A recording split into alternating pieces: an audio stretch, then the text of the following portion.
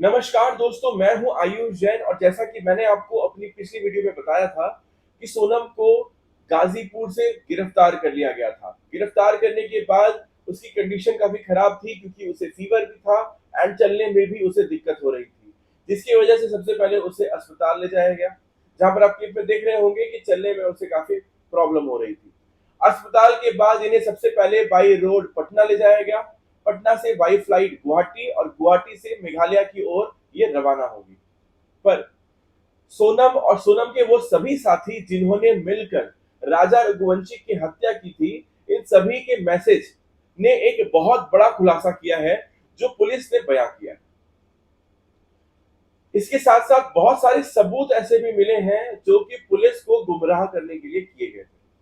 मैं वो सभी गवाह, मैं वो सभी सबूत आपके सामने एक एक करके इस वीडियो में पेश करने वाला हूं। एक चीज और जो पुलिस ने यहाँ पर किया है कि ये पूरा केस जिसपे पुलिस काफी दिनों से लगी हुई थी, इस केस का नाम दिया है ऑपरेशन हनीमून। मैं साथ ही साथ आपको और भी पॉइंटर्स में बताता हूं कि केस को क्रैक करने के लिए 20 लोगों की टीम गठित की गई थी और करीबन 120 पुलिस इस केस को खोजने के लिए काम कर रही थी। 7 जून को प्लान करके सभी जगहों पर एक साथ पुलिस ने छापेमारी की, जिसके बाद इन सभी लोगों का एक साथ पता चल गया था। वारदात के 10 किलोमीटर पहले सोनम को कैमरे में देखा गया था। आरोपी जितने भी हत्यारे मिले हैं सोनम के साथ, इन सभी आरोपियों से पुलिस की बात हुई, जिसमें आरोपियों ने कहा कहा क्या कहा आप ये भी सुने। आरोपियों के मुताबिक सोनम ने हत्या से पहले कहा था कि इसे मार दो, ये बचना नहीं चाहिए। हत्या बल्कि सोनम के सामने की गई थी, पर सोनम ने कोई भी स्टेप नहीं लिया क्योंकि उसे खुद पता था कि इसको मारना है तभी मेरा आगे का रास्ता क्लियर होने वाला है। हत्या करने के बाद करीब सभी लोग 11 किलोमीटर दूर जाकर आपस में एक दूसरे से मुलाकात करते हैं। 21 मई को सभी आरोपी गुवाहाटी पहुंचे। गुवाहाटी पहुंचने के बाद 22 तारीख को ये सभी लोग शिलोंग पहुंचते हैं और 23 तारीख को ये तीनों ही लोग सोनम के साथ, बल्कि इनको मारकर, राजा रघुवंशी को मार के वापिस गुवाहाटी की तरफ रवाना होते हैं। सोनम 23 मई को गुवाहाटी से इंदौर के लिए ट्रेन भी पकड़ती है। पुलिस को करीब 42 सीसीटीवी कैमरे के फुटेज मिले हैं। साथ ही साथ स्कूटी वाले से आने जाने का पैटर्न भी पता चला था। सोनम और आरोपी पास के ही होटल में रुके थे ताकि इन लोगों को कोई भी कनेक्टिविटी में इशू नहीं आए। इन्होंने रूम भी बगल बगल में लिया था। हत्या के लिए इस्तेमाल किया गया हथियार गुवाहाटी में होटल के बाहर किसी एक छोटे दुकान से खरीदा गया था। यानी कि लोगों ने प्लान करके मर्डर तो अंजाम दिया शिलोंग में, पर मर्डर के लिए हथियार यानी कि जो दाव खरीदे गए थे, ये दाव को गुवाहाटी में जिस होटल में ये रह रहे थे उसी के नीचे वाले स्टोर से खरीदा गया था। ये नए कपल ने मेघालय आकर अपना एक भी फोटो क्लिक नहीं कराया, क्योंकि अगर ये फोटो क्लिक कराते तो शायद ये मर्डर का केस को प्रॉब्लम, जो मर्डर का केस ये प्लान कर रहे थे, इसको एग्जीक्यूट शायद कर ही नहीं पाते। सोनम ने राजा के अकाउंट से हत्या के बाद कुछ पोस्ट भी डाले थे, जिसकी वजह से पुलिस को शक हुआ कि ये पोस्ट कैसे डल रही है, इसका मतलब कि सोनम जिंदा है। 25 मई को सोनम इंदौर पहुंची और राजा से मुलाकात भी किया।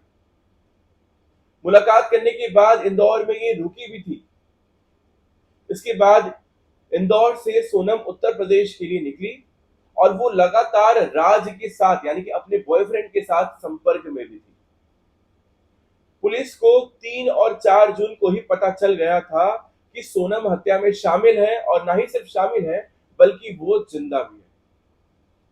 आकाश की शर्ट खून से सनी हुई थी, जो कि पुलिस को एक और सबूत दे रहा था कि आकाश के शर्ट पे खून कैसे लग सकती है अगर वो अपने आप को हत्यारा नहीं बता रहा है। तो ये पूरी बात पुलिस ने सबके सामने रख दी, जो कि फैक्टफुल थी। और भी कुछ कुछ मैसेजेस मिले हैं जिसके थ्रू बहुत सारी सबूतें मिली हैं, जैसे कि राजा और सोनम की शादी के बाद राज यानी कि इसका बॉयफ्रेंड और सोनम ने आपस में चैट्स करी है शादी के 3 दिनों के बाद, जिसमें सोनम ने राज को लिखा कि मेरा पति राजा मेरे बहुत करीब आने की कोशिश कर रहा है, जो कि मुझे बिल्कुल भी पसंद नहीं है। इसके बाद चैट में इन लोगों ने किस तरीके से मर्डर को अंजाम देना है ये भी डिस्कशन किया था। इसके बाद भी सोनम से जब पूछताछ की जा रही थी तो सोनम ने बताया कि मैं तो विक्टिम हूं, मैं कोई एक्यूज नहीं हूं। पुलिस मुझे गुमराह कर रही है, पुलिस मुझे मजबूर कर रही है अपने आप को कबूल करने के लिए कि मैं हत्यारन हूं, लेकिन मैं हत्यारन नहीं हूं, मैं तो खुद एक विक्टिम हूं। ये लड़की विक्टिम कैसे हो सकती है जब इस लड़की ने प्री प्लान करके अपने 4 साल के छोटे बॉयफ्रेंड के साथ मिलकर अपने पति को ही मरवा दिया। कुछ दिनों पहले सोनम के पापा ने एक बात रखी थी कि जिस राज के बारे में लोग बता रहे हैं वो राज को एक्चुअली ये जानते भी नहीं है। पर मैं बता दूं कि ये राज सोनम से 4 साल छोटा सोनम का बॉयफ्रेंड है, जो कि सोनम के फादर की ही फैक्ट्री में काम करता था। और जब राजा की डेड बॉडी आई थी तब राज ही सोनम के फादर को पकड़ के आगे लेकर जा रहा था। पर सोनम के फादर ने ये क्यों कहा कि वो राज को जानते भी नहीं है।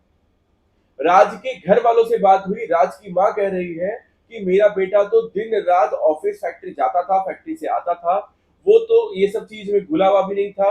ऑफिस फैक्ट्री जाता था तो लोगों से मिलता था, लोगों से बात होती थी, पर इसका मतलब ये बिल्कुल भी नहीं है कि वो मर्डर में शामिल है। पुलिस अब मेरे बेटे को फंसाने की कोशिश कर रही है। पर जो चैट्स हैं वो चैट्स कभी झूठ थोड़ी बोल सकते हैं। वो चैट में राज का कोई और तो आगे बात नहीं कर रहा था, पर ये चैट में इसने क्यों लिखा कि मर्डर किस तरीके से प्लान करते हैं। ये सारी बातें हैं जो पुलिस को गुमराह करने के लिए की जा रही थी, पर पुलिस निकली शातिर एंड पुलिस ने अपना दिमाग लगाकर सारे हथियारों को पकड़ लिया है। जब मीडिया वालों की बात सोनम के भाई से होती है तो सोनम के भाई ने क्लियर कहा कि मेरी बहन ने क्या किया है क्या नहीं किया ये मुझे बिल्कुल भी नहीं पता, पर अगर मेरी बहन ने कुछ भी गलत किया है तो सरकार को उसे फांसी पर चढ़ा देना चाहिए। ये ऑडियो आप भी सुने, इस ऑडियो में जो मैं आपको दिखाने की कोशिश कर रहा हूँ। मुझे थोड़ा मेरी बहन से मिलने दीजिए, अगर उसमें उसकी कोई गलती होती है उसे फांसी लगा दी जाए। गवर्नमेंट जो भी आदेश देगी वो हमें मंजूर होगा। राजा रघुवंशी के बड़े भाई विपिन रघुवंशी ने कुछ दिनों पहले एक स्टेटमेंट भी दिया था, जिसमें उन्होंने बताया था कि हो सकता है कि ह्यूमन ट्रैफिकिंग के केस में सोनम को बांग्लादेश शिफ्ट कराया गया। पर अब राजा के भाई का कहना है कि मुझे खुद भी नहीं पता था कि सोनम जो नई निवेली दुल्हन है वो अपने घर में आकर इतना बड़ा कांड कर देगी। राजा की बड़ी भाभी ने बयान दिया कि बहू से तो हमारी अच्छे से बात भी नहीं हो पा रही थी, क्योंकि बहू रूम अपने किचन से निकलती थी और वो सीधा रूम पे जाती थी, ना किसी से वार्तालाप करती थी, ना ही किसी से डिस्कशन करती थी।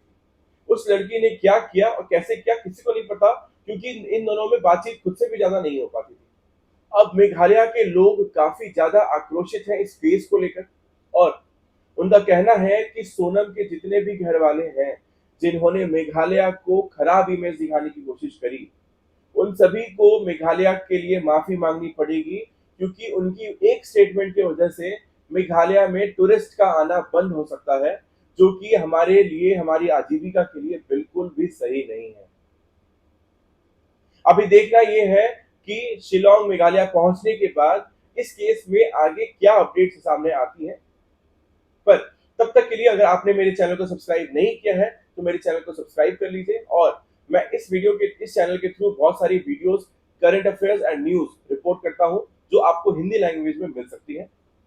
तो मिलते हैं नेक्स्ट वीडियो में, तब तक के लिए बाय बाय।